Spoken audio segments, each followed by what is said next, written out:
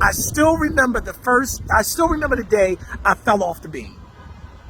That's how we started it off. And we begin to tell a story. Now, mind you, we're not adding any fluff or anything. This is our actual story. We're just using words to highlight it. And what we did was talked about, remember the first sentence, I still remember the day that I fell off the beam. I still remember that day.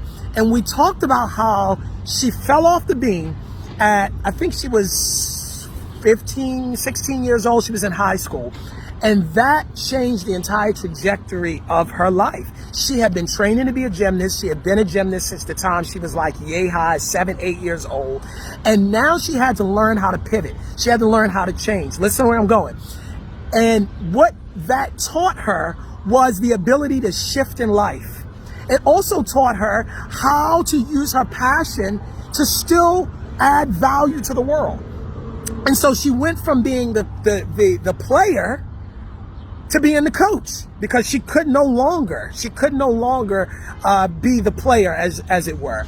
And it taught her how then what made people tick, because now on the other side of being a coach, she saw other people fall off the beam. Notice the theme. It starts as a story, but it becomes a theme. And as she noticed other people falling off the beam, she recognized the reasons for why people don't just fall off the beam, but why they stay off the beam. Why some people never go back to the sport. Why some people never get their confidence back. And then we threaded it, watch this, we threaded it to how in a pandemic, because we wrote this last year's admission cycle, in the middle of a pandemic, we see now the world has fallen off the beam. People have fallen off the beam in business. They've fallen off the beam in life. They've fallen off the beam in their marriages and their relationships. And this is a time where now mental health is at the forefront of the world.